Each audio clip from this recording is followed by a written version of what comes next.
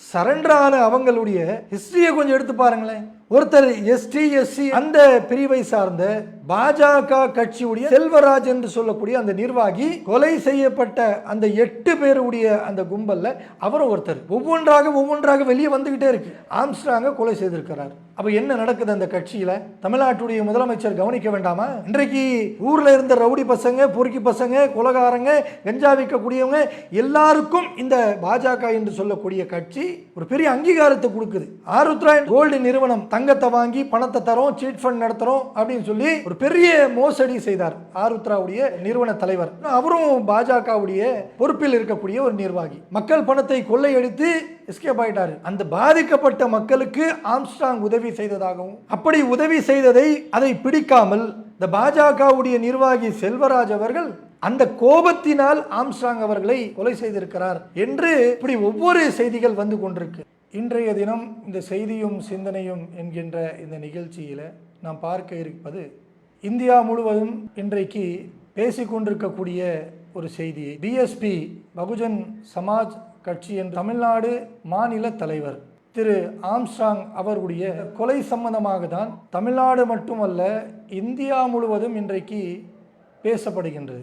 இவர் சாதாரணமாக மரணிக்கல. வெள்ளிக்கிழமை அன்று 8 நபர்களால் அவருடைய வீட்டு வாசலில் வெட்டி கொலை செய்யப்பட்டு மரணித்திருக்கிறார். தேசிய அளவில் இருக்கக்கூடிய அந்த கட்சியுடைய ஒரு மாநில தலைவருக்கே இன்றைக்கு பாதுகாப்பு இல்லாமல் போயிடுச்சு. அவரை வீதியில் விரட்டி அவரை கொலை செய்யக்கூடிய ஒரு நிலை இன்றைக்கு தமிழகத்தில் வந்துவிட்டது. இது ஒரு மோசமான நிலை இல்லையா? காவல்துறை என்ன பண்றாங்க? ஒண்ணுமே புரியல. காவல்துறை ஒவ்வொரு நாளும் ரோட்ல போகக்கூடிய, பைக் ஓட்டக்கூடிய, டாக்ஸி ஓட்டக்கூடிய, கார் ஓட்டக்கூடிய இவர்களை, கார்ல நீங்க சீட் பெல்ட் போடல, ஹெல்மெட் மாட்டல, பின்னாடி இருக்கக்கூடியவங்க ஹெல்மெட் மாட்டல அப்படின்னு சொல்லி பொதுவாக போகக்கூடிய மக்களை அந்த சாலையில ரோட்ல நின்று ஒவ்வொருத்தரையும் பிடிச்சு ஃபைன் போடக்கூடிய காவல்துறை, இதையெல்லாம் துரிதமாக கண்காணிக்கக்கூடிய காவல்துறை, இப்படிப்பட்ட சம்பவங்கள் நடக்குது. இதையெல்லாம் நீங்க கண்காணிக்கிறீங்களா இல்லையா என்பது நமக்கு ஒரு சந்தேகம் வருது. ஒரு மாநில தலைவர் இருக்கக்கூடிய இந்த பகுதியில் காவல்துறையுடைய கண்காணிப்பு எப்படி இருக்கணும்? ஒரு 8 பேர் கும்பல் வந்து கொலை செய்து அவங்க தப்பித்து ஓடக்கூடிய அந்த இடைப்பட்ட அந்த நேரத்தில் ஒரு காவலாளி கூட வரலையா? ஒரு போலீஸ் கூட அந்த வீட்டு பக்கம் வரலையா? அவ என்ன நடக்குது? என்ன காவல்துறை பண்றாங்க? தமிழ்நாட்டில் என்ன மாதிரியான காவல்துறையுடைய நடவடிக்கை இருக்கு? அரசு இதுக்கு என்ன செய்யுது? ஒரு பெரிய ஒரு பதவியில் இருக்கக்கூடிய ஒரு மனிதனுக்கே இந்த நிலைன்னு சொன்னா சாதாரணமாக இருக்கக்கூடிய மக்களுக்கு என்ன பாதுகாப்பு நீங்க தருவீங்க? ஒரு கேள்விக்குறி வருதா இல்லையா? இன்றைக்கு பார்க்கிறோம், தமிழகத்தில் கட்சி தலைவராக, மாவட்ட தலைவராக ஒரு மிகப்பெரிய ஒரு செல்வாக்கு படைத்த நபர்கள் இப்படி கொலை செய்யப்படுவது அதிகரித்து கொண்டே இருக்குது. சமீபத்தில் கூட பார்க்கலாம், திருநெல்வேலி மாவட்ட காங்கிரஸ் கட்சியுடைய தலைவராக இருக்கக்கூடிய டி.கே. ஜெயக்குமார் அவர்கள் மர்ம நபர்களால் கொலை செய்யப்பட்டார். அவர் ஒரு மாவட்டத்துடைய தலைவர். தேசிய அளவில் இருக்கக்கூடிய ஒரு பெரிய கட்சி, காங்கிரஸ் கட்சியுடைய மாவட்ட தலைவராக இருக்கக்கூடிய அவரையும் என்ன செய்யறாங்க? இப்படி வீதியில கொலை செய்யக்கூடிய நிலையை நம்ம பார்க்கிறோம். காவல்துறை அதை என்ன பண்ணாங்க? கண்காணிக்கல. அதிமுக நிர்வாகியாக இருந்த கொண்டலம்பட்டி பகுதியை சார்ந்த ஒரு நிர்வாகி, அவரும் இதே மாதிரி கொலை செய்யப்படுகிறார். அப்போ அந்த இடத்துல காவல்துறை என்ன பண்ணாங்க? அரசு அதற்கு என்ன ஒரு முன்னெச்சரிக்கை எடுத்தாங்க?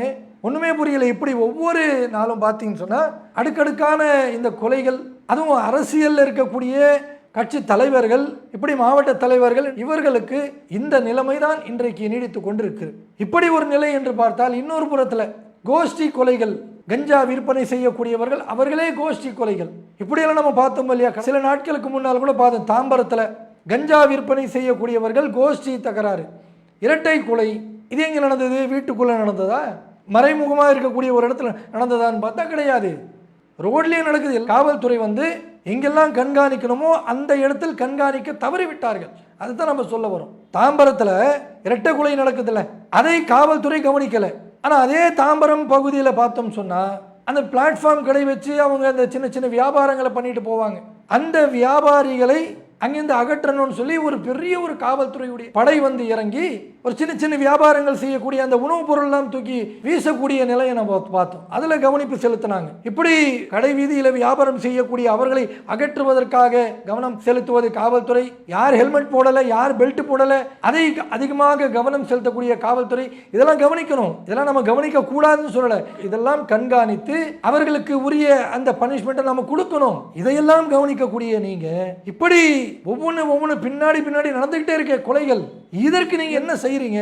இதுதான் இன்றைக்கு கேள்விக்குறியாக இருக்கு. இன்னைக்கு ஆம்ஸ்ட்ராங்குடைய கொலை, இந்த பெரம்பூர் பகுதியில் அவருடைய வீட்டு வாசல்ல ரோட்ல ஒரு 8 நபர்கள் வெட்டி போகக்கூடிய நிலைமை.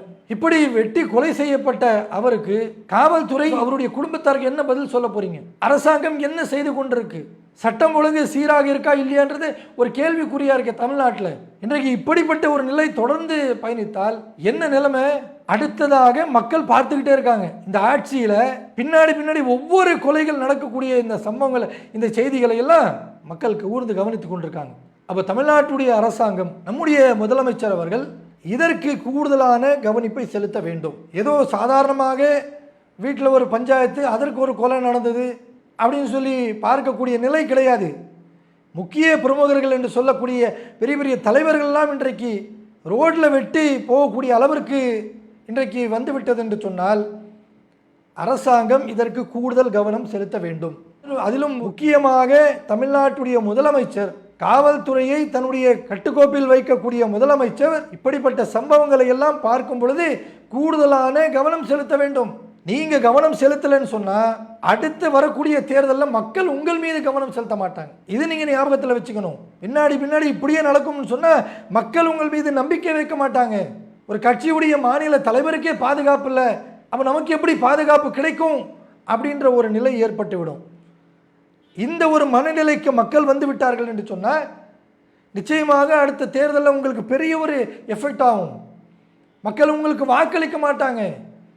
அப்போ இதை அரசாங்கமும் காவல்துறையும் இப்படிப்பட்ட சம்பவங்கள் வரக்கூடிய காலங்களில் நடக்காத அளவிற்கு கூடுதலான கவனிப்பை நீங்கள் செலுத்த வேண்டும். அதே நேரத்தில் ஆம்ஸ்ட்ராங்குடைய கொலைக்கு பல காரணங்கள் சொல்லப்படுகின்றது. ஒரு 8 நபர்கள் போய் அவங்க சரணடைஞ்சிட்டாங்க. சரண்டரான அவங்களுடைய ஹிஸ்டரியை கொஞ்சம் எடுத்து பாருங்களேன். அதில் ஒருத்தர் ST/SC அந்த பிரிவை சார்ந்த பாஜக கட்சியுடைய நிர்வாகி, பெயர் செல்வராஜ் என்று சொல்லக்கூடிய அந்த நிர்வாகி கொலை செய்யப்பட்ட அந்த 8 பேருடைய அந்த கும்பல்ல அவரும் ஒருத்தர். இன்றைக்கு இந்த தகவல் ஒவ்வொன்றாக வெளியே வந்துகிட்டே இருக்கு.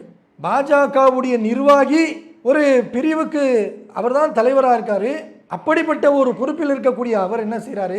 அவரும் இந்த 8 நபர்களில் ஒருவராக ஆம்ஸ்ட்ராங்கை கொலை செய்திருக்கிறார். அப்போ என்ன நடக்குது அந்த கட்சியில்? தமிழ்நாட்டுடைய முதலமைச்சர் கவனிக்க வேண்டாமா? இன்றைக்கு ஊரில் இருந்த ரவுடி பசங்க, பொறுக்கி பசங்க, கொலகாரங்க, கஞ்சா விற்கக்கூடியவங்க எல்லாருக்கும் இந்த பாஜக என்று சொல்லக்கூடிய கட்சி அவங்களுக்கு ஒரு பொறுப்பை கொடுத்து ஒரு பெரிய அங்கீகாரத்தை கொடுக்குது.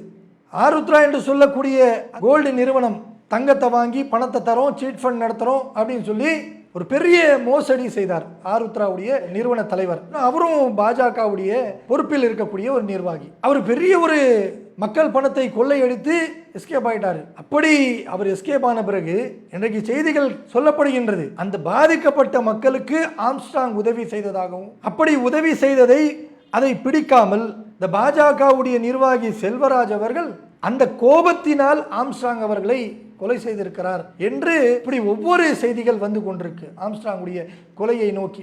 அப்ப எதுவாக இருந்தாலும் தவறு செய்தவர்களுக்கு உரிய தண்டனையை தருவது தமிழ்நாட்டு அரசாங்கத்துடைய கடமையாக இருக்கு. அது மட்டுமல்லாமல் இனி இப்படிப்பட்ட தவறுகள் நடக்காமல் பார்த்து கொள்வதும் மிக முக்கியமான கடமை நம்முடைய முதலமைச்சருடைய கடமையாக இருக்கு.